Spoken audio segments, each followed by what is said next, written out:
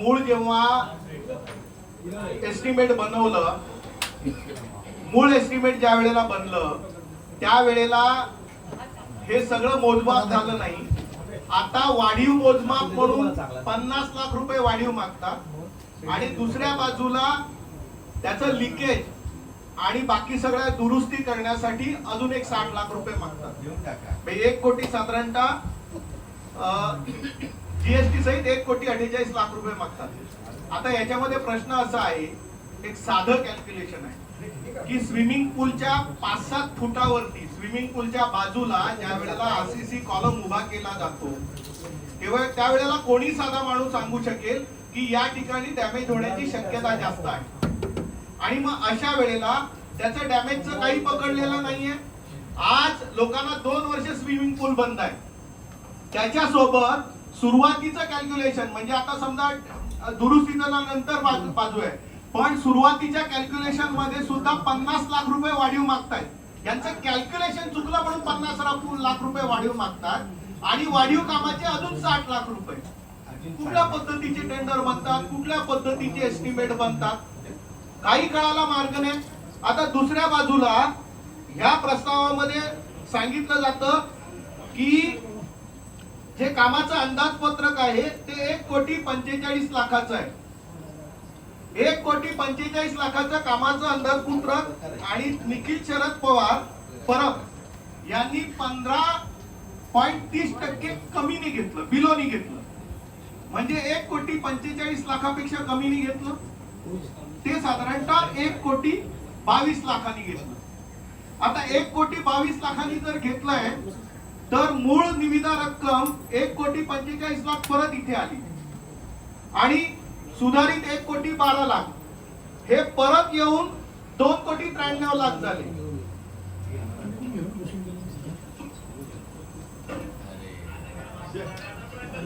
अहो आमच्या गाववाल्यांना 10 मिनिटं तरी द्यायची होती. काय साहेब, काय खुर्ची घेणार नाहीत, आम्ही आहोत ना साहेब, आम्ही सर्व दिलं. त्यामुळे हे 1,45,00,000 म्हणजे मला प्रशासनाने समजावून सांगावं की जर 1,45,00,000 टेंडर होतं आणि ते 15% बिलोनी असेल तर त्याची किंमत किती असेल.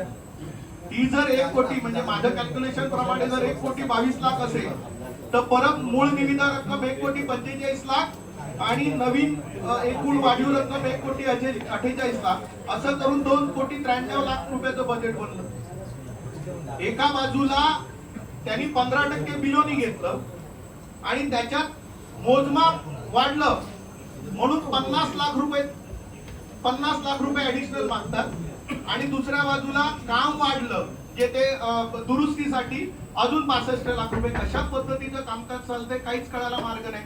आपण ज्या वेळेला कॉलम बाजूला उभे मांडणार स्विमिंग पूलला, 2 स्विमिंग पूलच्या छोट्या मोठ्यामध्ये स्विमिंग पूल मध्ये कॉलम मांडणार तर त्या ठिकाणी डॅमेज होण्याची शक्यता आहे की नाही.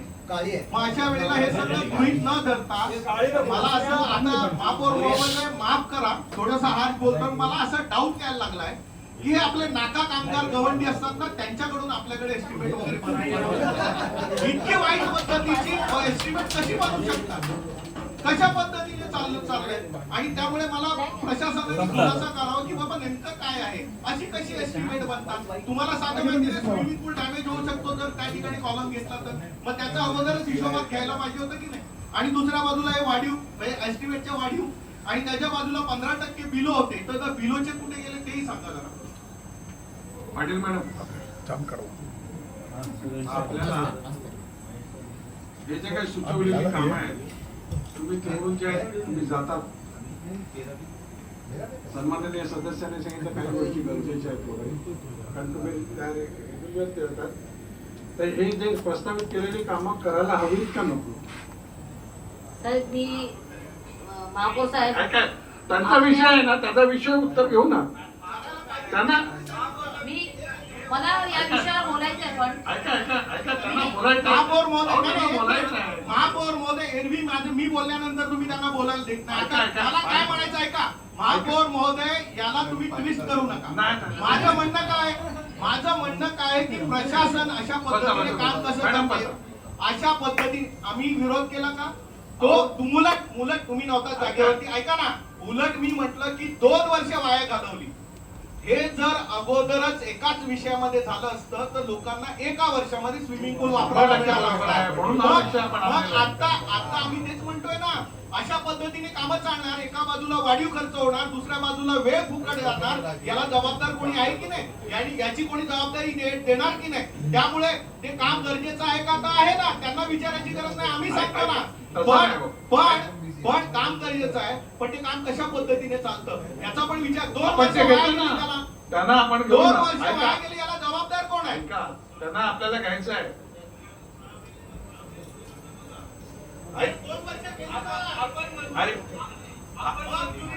ऐका पाटील साहेब, विषय असा आहे का आपल्याला अजून हे घेत असताना अजून काही कामं तिकडे अजून घ्यायची आहे. ऐका ना, ज्यावेळी एखादी गोष्ट स्विमिंग पूल किंवा त्याची बॅलन्सिंग टाकी रिकामी केल्यानंतर एक लक्षात आलं का बाबा इकडे काहीतरी अजून लिकेज आहे, इकडे करणं गरजेचं आहे का? माझं मत बरोबर आहे ना. आता आपण त्यांच्याकडे उत्तर घेऊ ना. त्यांना मी का विचारतो की शेवटी तिकडे जे येतात स्विमिंगला त्या जातात तिकडे, तर अजून काही अतिरिक्त कामं आहेत का? तर या विषयामध्ये आपल्याला अतिरिक्त कामं घेता येतील ना. कोण देते?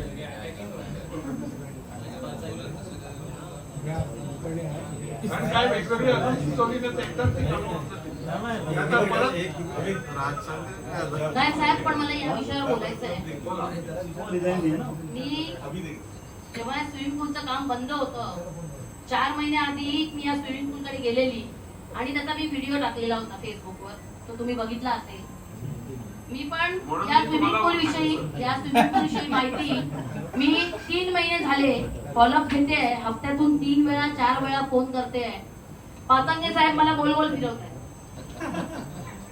पातंगे साहेब मला गोल गोल फिरवतायत आणि त्यांनी सांगितलं मी तुझ्या पाठीशी आहे, ते आता उभे आहे तिकडे. तर तेही मला तेच सांगत होते. आता मी 17 तारखेला लेखी अर्ज दिला की याविषयी मला पूर्ण माहिती हवी आहे म्हणून. 17 तारखेला दिलेल्या अर्जाची कॉपी आज ह्यांनी मला आतमध्ये येताना दिली. म्हणजे या विषयावर जर का आपल्याला अभ्यास करायचा असेल तर आपण तो कधी करायचा? आणि 3 महिने मी तोंडी त्यांच्याशी बोलत होती फोनवर, तरी पण त्यांनी मला याविषयी माहिती दिली नाही. आणि या स्विमिंग पूलच्या जागी मी गेली होती, खूप कंप्लेंट आल्या होत्या, मी जाऊन स्वतः बघितलेलं. मी अर्चितशी पण बोलली होती. साहेब, हे आता जसं साहेब सांगितलं आमच्या विरोधी पक्ष नेत्यांनी की ह्याचं जे एस्टिमेट आणि कोटेशन सगळं दिलेलं होतं, जर का एवढं काम आता परत हे 110% ह्याचं बजेट वाढलेलं आहे. जर एवढं असं कुठलं काम आहे? मी तर तिकडे गेली होती, माझ्याबरोबर 5-6 जण आणखी होते, पण एवढं कुठलं काम निघालं की पुन्हा जे बजेट आपण दिलेलं होतं तेवढंच काम परत वाढलं. म्हणून आपण त्यांना सांगितलं तुम्ही आता या वेगळ्या भाषेत बोलले. आमचे मानकर साहेब रॉडेक साहेबांबरोबर गेलेले, ते शेवटी उद्वेगाने वेगळ्या भाषेमध्ये वेगळ्या शब्दामध्ये बोलले. लक्षात आलं का नाही? तर आपल्याला हे पण निदर्शनात आणायचं होतं. बरोबर आहे. आता जर का आम्ही सुद्धा हे मागून माहिती आम्हाला जर मिळणार नसेल तर मग आम्ही ह्याच्यापुढे अर्ज करायचा का ह्याच्यासाठी? तुमच्या विभागातल्या सगळ्याच आजी माजी नगरसेवकांचं त्याच्याबद्दल हेच तीव्र मत आहे की बाबा हे असं हे चुकीचं चाललेलं आहे, हे काय करायचं ते एकदा करा. आता म्हणून म्हणाला का मानकर साहेबांनी वेगळ्या भाषेचं घेतलं, वेगळ्या शब्दाचं घेतलं. तर आपल्याला आता या व्यतिरिक्त अजून काही असेल म्हणजे हे तो विषय चर्चा करू, ते सांगतील का झालं, काय कसं झालं काय ते. पण या व्यतिरिक्त अजून काय असेल बघा. आपल्याकडे स्विमिंग पूलवर आहे ना जम्प मारण्यासाठी जो स्टँड असतो तो महत्वाचा आहे, तो नसतो. तुमच्याकडे आहे का? तो नाही मिळत. तर तो स्टँड लावणं सगळ्या स्विमिंग पूलवर. कारण काय, ज्यावेळी नॅशनल चॅम्पियनसाठी किंवा स्टेटला जातात मुलं त्यावेळी त्यांना ही सवय असते, त्याची सवय नसते आणि मग तिकडे कुठेतरी अडचण येते. तर अशी राहिलेली बारीक सारीक जी कामं असतील त्याच्यामध्ये का जी बाबा नॅशनलला आपण बघा आपला विराटचा आहे ना ऑलिम्पिक साईजचा आहे, सगळ्यात चांगला आहे. त्याच्यात देखील काही गोष्टी कमी आहेत त्या आपल्याला करायच्या.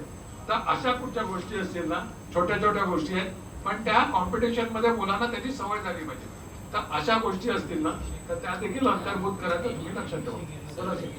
आणि मला आणखी एक विषय बोलायचा आहे की पाचनगे साहेबांकडून कुठल्याही प्रकारचं सहकार्य आपल्याला होत नाही, हे आपल्या निदर्शनात मला आणून द्यायचं होतं, म्हणून मी उभी राहिली. कुलकर्णी साहेबांना आपण आता की ते माझ्या पाठीशी आहेत ना, त्यांच्या पाठीशी तेच उभे आहेत. त्यांच्या पाठीशी ते. पाचनगे साहेब उभे येऊन राहिलेले, तर त्यांच्या मागे कुलकर्णी साहेब होते. ओके ठीक, हो, आता कुलकर्णी साहेब. धन्यवाद.